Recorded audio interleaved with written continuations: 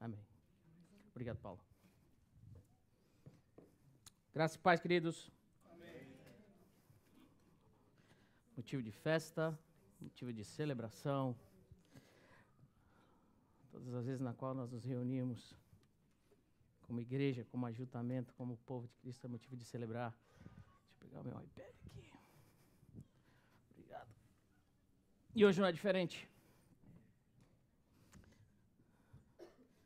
A palavra de Deus diz que quando uma alma se converte, há festa nos céus.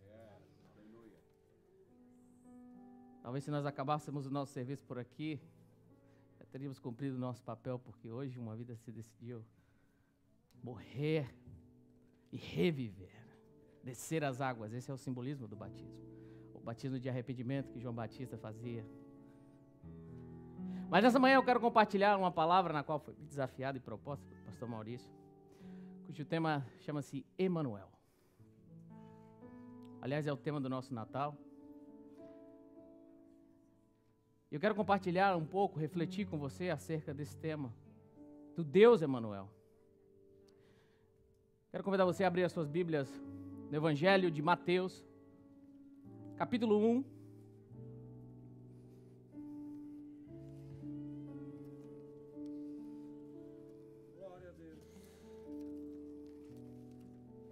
Mateus, capítulo 1, versículo 22.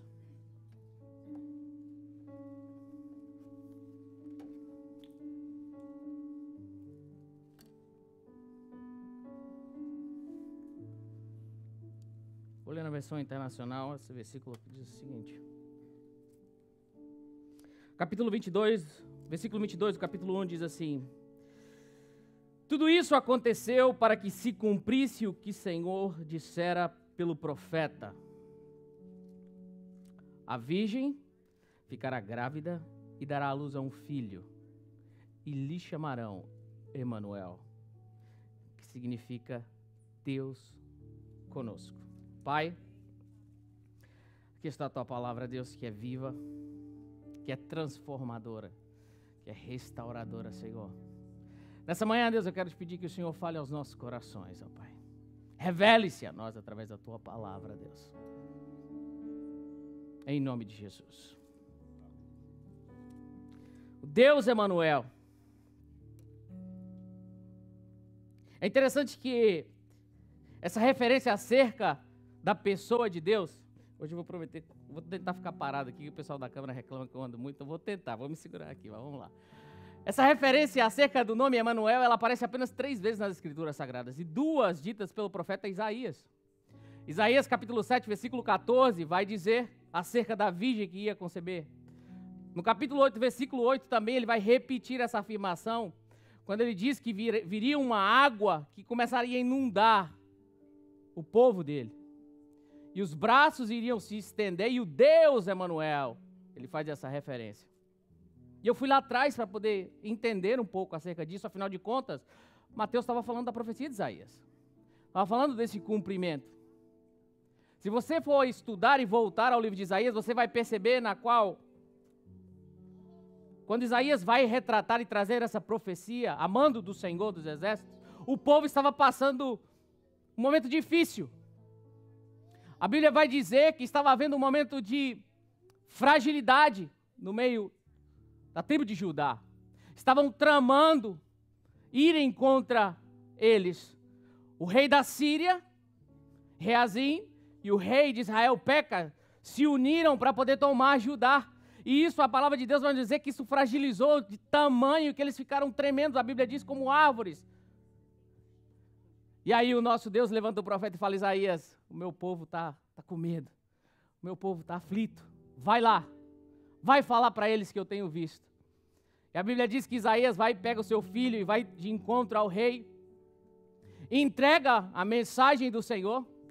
E é interessante que o Deus, ele se posiciona diante daquele rei e diz: olha, peça-me o que quiser. E essa frase é interessante porque me remete a Salomão. Deus faz a mesma pergunta para ele. E Salomão, de bate-pronto, já diz: eu quero sabedoria. E você, conhecedor da história, sabe que Deus dá muito mais do que sabedoria para ele. Mas agora, o Deus se posiciona da mesma maneira, e esse rei, ele quer dar uma de politicamente correto, talvez. Ele fala, não, que isso, eu não vou fazer isso. Eu temo ao Senhor, não preciso pedir nada. Deus queria ver onde é que estaria talvez a fé daquele homem. E ele resolve não pedir, então. Aí o Deus fala, olha, você não pediu, mas mesmo assim eu vou te dar. E aí Isaías diz, olha, eis que a virgem dará à luz e conceberá um bebê e se chamará Emanuel, Deus conosco. Mas de lá até aqui muita coisa acontece. Para chegarmos no capítulo 1 de Mateus, muitos anos se passam e eu quero pensar com você e voltar na história. Se você voltar uma página na sua Bíblia, você vai ver que existe uma página em branco nela. A minha Bíblia está toda, a guerreira, né? Está toda destruidinha, coitada, mas ela está toda marcada. Mas enfim, acho que todas as Bíblias têm essa página. Entre o capítulo 4 de Malaquias e essa página em branco para começar o capítulo 1, mais de 400 anos se passaram. Entre os estudiosos da Bíblia, esse período é conhecido como o período interbíblico. Mas a pergunta é, o que aconteceu nesse tempo? O que a história vai contar? Eu estava refletindo ontem acerca do livro de Malaquias, um livro pequeno com 4 capítulos, mas tanta porrada. Eu falei, meu Deus, o que é isso? Capítulo de Malaquias 1 e 2, Deus vai tratar com o povo dele, mas em específico com a sua liderança. Para te falar a verdade, ser muito sincero, eu nunca vi Deus se expressar da maneira que ele se expressa no capítulo 2 de Malaquias. Fala, olha, vocês estão me oferecendo sacrifício de qualquer maneira. Vocês estão pegando aquilo que de pior há. Cegos, aleijados, animais aleijados. Deixa eu te fazer uma pergunta. Se vocês forem ter com o governador e oferecerem esses mesmos sacrifícios, será que eles vão aceitar isso de vocês? Será que eles vão te ouvir? Mas por que para mim você tem feito isso? Se você acha que a coisa vai ficando ruim, capítulo 2. Sabe o que eu vou fazer com aquilo que vocês têm feito?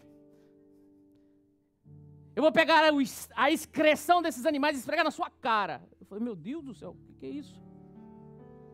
Deus está falando com líderes. O papo com líder é diferente de papo com ovelha. O negócio é reto. Se ele precisa arrumar e a proposta de Deus é trazer uma mudança, ele precisa começar a arrancar aquilo que de podre, de ruim estava no meio dele e que de fato estava acontecendo ali.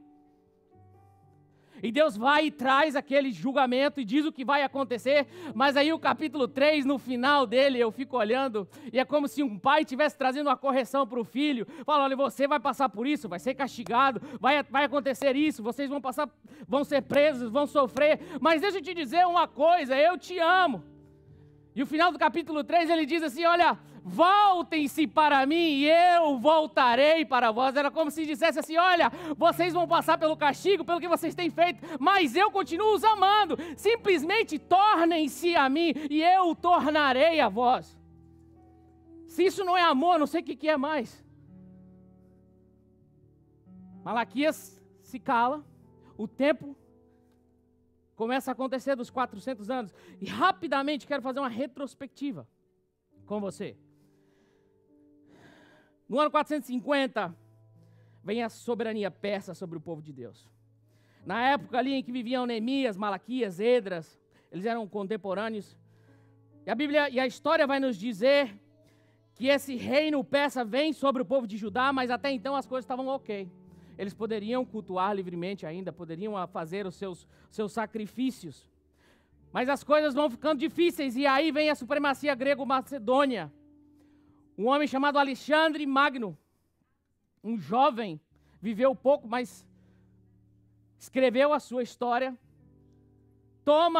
derrota o exército, estabelece a Macedônia como a maior potência do seu tempo. E isso vai se expandindo até chegar ao Egito. Mas aos 33 anos ele morre. E o povo, no meio dessas guerras, sofrendo. Vem aí o domínio egípcio. Alexandre morre e deixa 4 dos seus soldados para continuarem o seu governo. Um deles, chamado Ptolomeu, é responsável por Judá. Continua livre. Só que agora entra a cultura grega sobre o povo. Começam-se a estabelecer uma língua. Mas uma coisa também interessante acontece aí. É a primeira vez na qual o Velho Testamento é traduzido para o grego. Reuniram-se 70 judeus, a gente conhece como Septuaginta, e eles fazem essa tradução, porque a língua grega começava a dominar. E eu estou contando esse fundo histórico para a gente poder chegar até Mateus, então tenha um pouquinho de paciência comigo. Isso acontece. Aparentemente, eles estavam vivendo um momento tranquilo na história. Mas no ano 198 a.C., entra o jugo da Síria. E depois de 100 anos deles pagando tributos ao Egito, aí a coisa fica ruim. 2 homens chamados, um Antíoco e Epífanes, e a casa cai para o povo. Porque eles odeiam a cultura judaica. Pavor. E a primeira coisa que eles fazem é destituir o sacerdote do povo. A segunda coisa é proibirem que eles fizessem sacrifícios diários no templo. E está pensando que está ruim? Como se não bastasse, ele ergue um altar em cima do altar existente dentro do templo para adorar a Deus, a Zeus. E o ápice da revolta parece que era como se ele debochasse. Mas aí também eu olho para aquilo que Deus disse que eles estavam oferecendo em Malaquias capítulo 2, se eu não me engano, comida imunda no altar, falando para os líderes. E você sabe que para o judeu, para a cultura judaica, o porco é um animal imundo. É como se esse rei estivesse querendo zombar da cara dos judeus, então ele pega um porco e oferece em cima do altar. Isso causa uma revolta geral naquele povo. Mas a história vai dizer que logo ali na frente, Deus levanta um homem chamado Matatias e começam uma rebelião para tomarem Jerusalém e o templo de volta, e a história vai dizer que eles conseguem tomar. Tomam de volta, purificam o templo. Parece que as coisas agora estão começando a funcionar. O sol da justiça que Malaquias disse que ia raiar, parece que começa a brilhar. Mas aí vem o Império Romano e domina o povo judeu. E é aí que Jesus entra. É nesse contexto na qual Jesus entra. Mas é lindo voltar e entender aquilo que Malaquias estava dizendo. Ele disse, olha, perseverem, mantenham-se firmes, porque o sol da justiça levantará as suas asas.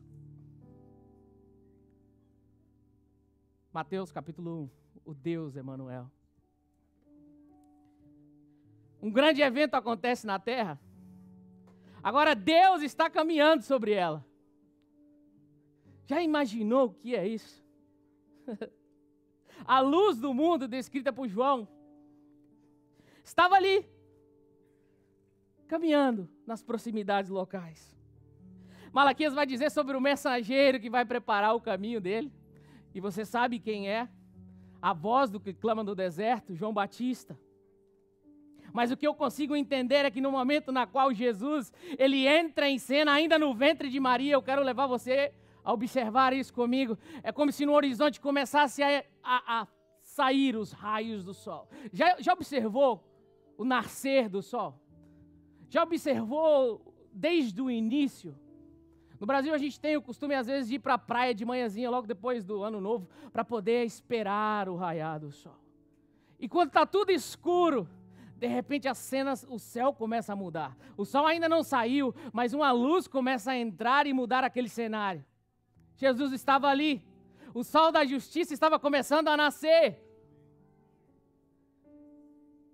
E algumas pessoas parece que estavam em lugares altos que conseguiam ver o raiar do sol antes dos outros.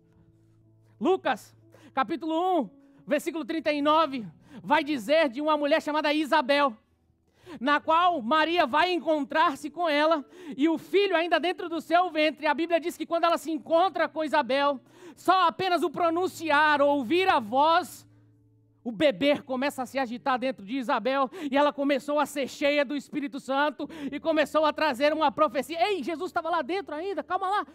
Mas o Filho de Deus já está presente na terra, as coisas começaram a mudar, a esperança começa a nascer, o Espírito de Deus começa a envolver, ela diz, olha, agraciada sou eu, porque vem me visitar a mãe do meu Senhor. cheia do Espírito Santo.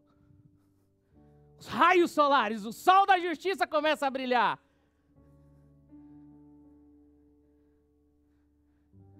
Numa noite escura, no meio do nada, mas cuidando de ovelhas. A Bíblia diz que os anjos aparecem para os pastores. E parece que é como um ensaio antes das coisas acontecerem. O anjo aparece e entregam a palavra de Deus dizendo: olha, nasceu o Salvador. Uma noite escura, mas uma luz invade aquele céu. Eu não posso ver de uma outra maneira. Os anjos, o coral celestial começa a cantar. Aquilo que alcançaria a terra, a salvação chega na terra. Deus revela aos seus pastores. Vão ver que o Emanuel está na manjedoura. Corram, a salvação chegou. O sol está brilhando. E aí eu me encanto com um homem chamado Simeão. Fantástico. Sabe, gente? Sabe, pastor, a Bíblia diz que nesse período Deus não falou. Talvez ele não tenha falado com o povo. Mas ao ler a história de Simeão, eu percebo que Deus, mesmo nesse silêncio para o povo, ele falava com os seus. É por isso que ele pede que perseverem. Ainda que ele não fale com a multidão, ainda que ele não fale com a massa, aqueles que perseveraram e se dobraram diante do Senhor, ouviram a voz dele. Foram capazes de ser guiados pelo Espírito Santo, porque a minha Bíblia vai dizer que Simeão teve uma promessa de Deus, da qual ele veria o Salvador. Quem falou para Simeão? Deus estava em silêncio? Parece às vezes que Deus pode estar em silêncio no meio da multidão. Mas no individual, quando você dobrar o seu joelho, se quebrantar na presença dele, ele vai falar com você. Deus, ele pode ter deixado de falar durante esse tempo, mas ele jamais deixou de agir, ele jamais deixou de trabalhar. Uma reforma era preciso acontecer? Sim. Já fez uma reforma? Já quebraram as paredes? Era como se esse povo nesses anos tivessem sido quebrados. E aí apareciam esses momentos de refrigério, de alívio, pastor, que viviam tranquilos, mas rapidamente eram abreviados novamente, e esse povo passava nessa mão, estavam sendo quebrados, estavam sendo moídos. Você vai ver que até o período de Jesus, alguns resquícios dessa reforma ainda estavam em pé, e precisariam ser quebrados, e Simeão vai revelar isso para a gente. Para mim, uma das profecias mais fantásticas. Maria e José vão ao templo com o menino, e ele está lá guiado pelo Espírito Santo. Outra referência que vai dizer que guiados foi Jesus ao ser levado pelo deserto. Mas Simeão foi guiado pelo Espírito Santo até o templo. Chegando lá, ele toma o menino nos braços e abra sua Bíblia comigo. Deixa eu compartilhar isso com você. Lucas, capítulo 2, versículo 8 ao 16. Olha que fantástico. Diz assim: completando-se o tempo da purificação, a purificação deles, de acordo com a lei de Moisés, José e Maria levaram a Jerusalém para apresentá-lo ao Senhor, como está escrito na lei do Senhor. Todo primogênito do sexo masculino será consagrado ao Senhor. E para oferecer um sacrifício de acordo com o que diz a lei do Senhor, 2 rolinhas ou 2 pombinhos. Havia em Jerusalém um homem chamado Simeão, que era justo e piedoso, e que esperava a consolação de Israel. E o Espírito Santo estava sobre ele. E fora-lhe revelado pelo Espírito Santo que ele não morreria antes de ver o Cristo. Movido pelo Espírito, ele foi ao templo. Quando os pais trouxeram o menino Jesus para lhe fazer conforme o costume da lei, Simeão tomou-o nos braços e louvou a Deus, dizendo, presta atenção nisso: ó soberano, como prometestes, agora pode me despedir em paz, ou seja, agora eu posso morrer em paz, pois os meus olhos já viram a tua salvação. A salvação que preparastes à vista de todos os povos. Não era para um povo, mas para todos os povos. Luz para revelação aos gentios. Quando eu leio isso aqui, isso mexe comigo, porque está falando de mim e de você. Nós entramos aqui. A salvação não era para o povo judeu. apenas, mas para a humanidade. Luz para a revelação aos gentios e para a glória de Israel, o teu povo. O pai e a mãe do menino estavam admirados com o que fora dito a respeito deles. Então Simeão os abençoou e disse a Maria: peraí, não acabou ainda, Maria, tem mais para você. Este menino está destinado a causar a queda e o soerguimento de muitos em Israel, e a ser um sinal de contradição, de modo que o pensamento de muitos corações será revelado. E aí ele também vai falar da crucificação. Quanto a você, mulher, uma espada atravessará a sua alma. O roteiro da história de Jesus está aqui, revelado pelo Espírito Santo. Eu acredito que eles não tinham a compreensão exata do que esse homem estava falando. Nós, lendo hoje, compreendemos por toda a história, por todo o seu acontecimento. Mas já parou para olhar um sol a meio-dia sem óculos? Você fica cego. Era como se Simeão estivesse descortinando o sol e falando: olha para esse sol aqui. E ficaram cegos. Deus está conosco. E o que isso significa? A queda de alguns. A reforma ela estava contínua, ela estava em andamento. Você sabe que os líderes daquela época ainda estavam em resistência. A corrupção ainda estava era predominante, mas Deus agora está conosco. Ele veio a começar a levantar novamente as paredes, a reerguer o templo. O capítulo de Malaquias, no capítulo 3, ele vai dizer algo fascinante. Aquilo que vocês me pedem, eu farei. Eu virei habitar no templo de vocês. Mas vamos seguir a história. Deus está conosco, pastor. Caem alguns e erguem-se outros. Jesus vai e olha para aquele ciclo de pessoas desqualificadas, desconsideradas da sociedade. A média para eles da sociedade estava muito alta. E ele fala: não, são vocês na qual eu vou levantar agora. Vem cá, vem aqui, Simão. Vem cá. Mas e o sacerdote? Olha, vem cá, eu te farei pescadores de homens. Não se limite. Deus está conosco. Deus está conosco e milagres acontecem por onde Jesus passa.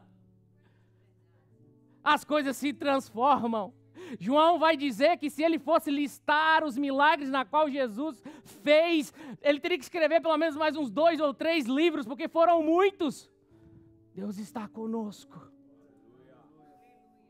Deus está conosco e corações são revelados. Você, lendo as Escrituras, você percebe que Jesus, ele discernia a intenção e o coração daquelas pessoas, não só dos líderes, mas do povo.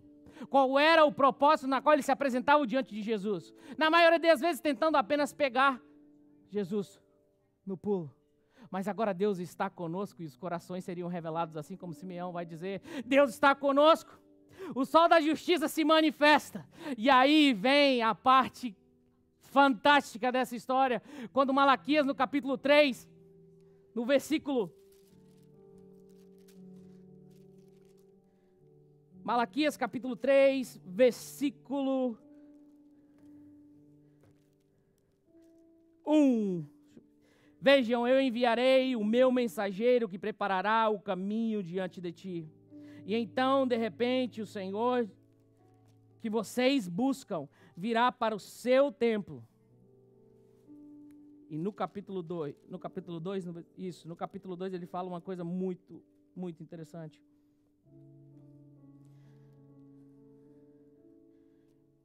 Jesus.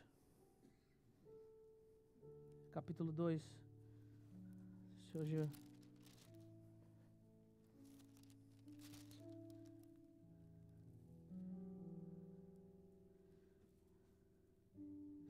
Capítulo 4, perdão, achei.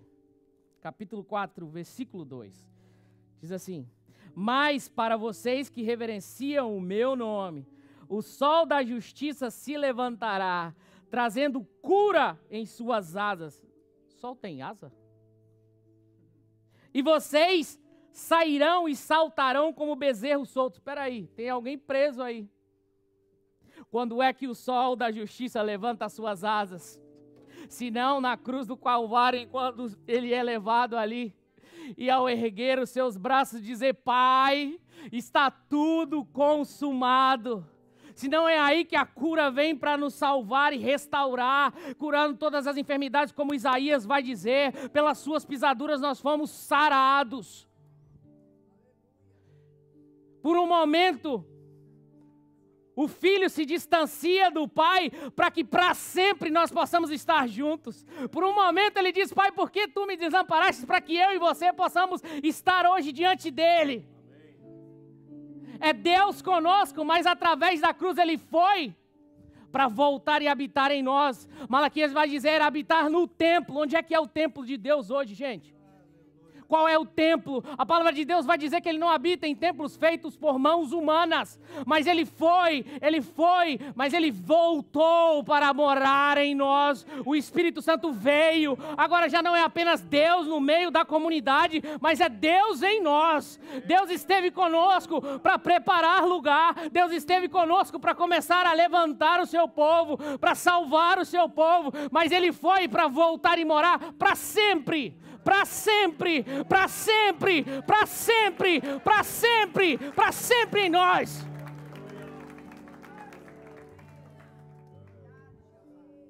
Você tem noção do que é isso? O pastor Edmeia falou um tempo atrás e eu quero refrescar isso. Nós temos a presença dele dentro de nós. Sabe de uma coisa? Você acha que você é pouca coisa? Tem um homem na Bíblia que vai dizer que ele é o perfil, o role model de Deus. Um homem, achei Davi, um homem segundo o meu coração. Davi desejava ter talvez o que você tinha, o que você tem. Porque a palavra de Deus diz que no Velho Testamento o Espírito Santo vinha, ia. Em Simeão, que trouxe essa profecia fantástica, o Espírito Santo estava sobre ele. Guess what? Ele vive em você. Ele vive em você. Talvez o homem que é chamado segundo o coração de Deus, se tivesse um pedido, ele fala, aliás, ele faz isso. Deus, ele não retire de mim o teu espírito, não é isso a oração de Davi? Não retire de mim o teu espírito. Sabe de uma coisa? Você não precisa fazer essa oração, porque ele habita dentro de você. Aquilo que muitos profetas no Velho Testamento poderiam ansiar ou ansiavam, você o tem. Você o tem, porque Deus um dia esteve conosco e Ele mudou a nossa vida, Ele preparou o habitar, o tabernáculo. A Bíblia vai dizer que Ele tabernaculou conosco. Deus está conosco, mas Ele está em nós. E se Ele está em nós, há esperança de glória. Que esse Natal que se aproxima seja diferente para você. Que você possa levar a esse Deus que vive dentro de você para outras pessoas. Que esse Deus que se move dentro de você possa tomar e inundar a sua alma de uma forma tamanha que as pessoas comecem a sentir o cheiro, perceber o cheiro dele. Tem alguma coisa diferente aqui, eu sei o que é. O Deus que vive em mim está se manifestando. Olha, alguma coisa está acontecendo no lugar onde essas pessoas têm se reunido. Sabe de uma coisa? É o Deus que vive em mim. É o Deus que vive em mim. É o Deus que vive em mim. Nós temos que celebrar isso. Porque Ele mudou e continua mudando a nossa história e a nossa vida. A obra não parou, a obra não acabou, é por isso que Ele deixou o Espírito Santo para continuar a sua obra, porque é um processo, é dia após dia. Mas sabe de uma coisa? Se você quer crescer, é preciso que você se alimente aquilo que você deseja que cresça. Quer que uma coisa não cresça, não alimente-a. Sabe de uma coisa? O Espírito Santo está aí, clamando, pedindo para você, olha, eu quero fluir através de você. Eu não vim apenas para te encher, mas para que você possa transbordar. Não se contém apenas ser cheio aqui, mas a contagiar os outros. Simplesmente olhe para mim, torne-se para mim, busque a minha face, busque a minha presença, venha até a mim, eu vou te dar. Feche a porta do seu quarto, fala comigo em secreto, porque aí eu vou abençoar você. Deus conosco. Deus conosco. Se não é motivo para você celebrar, eu não sei o que mais seria. 400 anos? Quanto tempo se passou? Quanta gente ficou pelo caminho? Mas Ele jamais falhou. Aquilo que Ele prometeu, Ele cumpriu. Ele está disposto a cumprir em nós. Ele está disposto a cumprir em nossas vidas. Deus conosco. A história muda. Deus conosco. O sol da justiça brilhou para sempre. Deus conosco. Ele vai, mas nos deixa o Consolador. Vocês não vão ficar sozinhos. E quando o Consolador vem, queridos, você conhece a história, você viu o que acontece em Atos. Enchem aquelas pessoas que estavam reunidas, buscando intensamente, obedecendo aquilo que Jesus dissera. Eles perseveraram. E a promessa veio. Quando a promessa de Deus veio, Espírito veio habitar dentro daqueles homens. Pedro já não era mais o mesmo. Pedro já não era mais o mesmo. João já não era mais o mesmo. É impossível termos um Deus que habita em nós e continuarmos da mesma forma. Tem um amigo querido aqui no nosso meio, em que ele estava se perguntando, olha, por que eu tenho chorado tanto nesses dias? E eu falei para ele, vá se acostumando, queridão. Porque Deus, Ele faz essas coisas, Ele mexe com o nosso sentimento. Quando o Espírito Santo de Deus, Ele move em nossas vidas. Eu tenho um conselho para você. Se renda. Esqueça das coisas. Simplesmente fala, ok, eu não vou ganhar isso mesmo. Mova, cresça, flua através de nós. Quero que você olhe um vídeo e nós possamos orar nessa manhã e agradecer ao Deus que veio, que habitou entre nós, mas o Deus que vive em nós.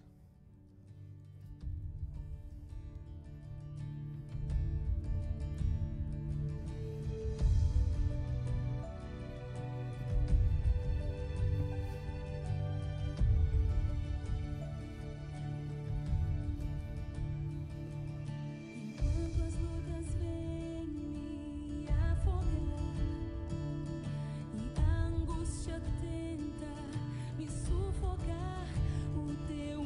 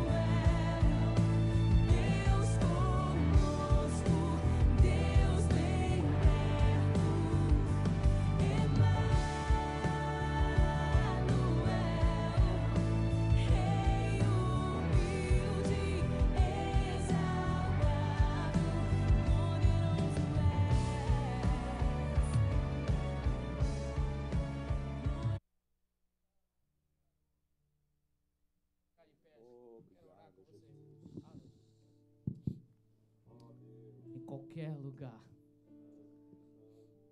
independente do momento, Ele está. Pai, obrigado, Deus, porque Tu és um Deus presente em nossas vidas. Nós muitas vezes não conseguimos perceber o Teu agir, mas o Senhor ali está.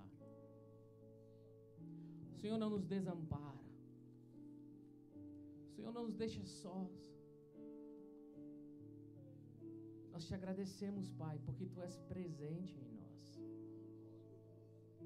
Pelos livramentos, pelas portas abertas, pelo consolo, pelo Teu agir em nós. Tu és um Deus que estás conosco, mas acima de tudo um Deus que vive em nós. É com esse Deus na qual nós queremos nos relacionar a cada dia.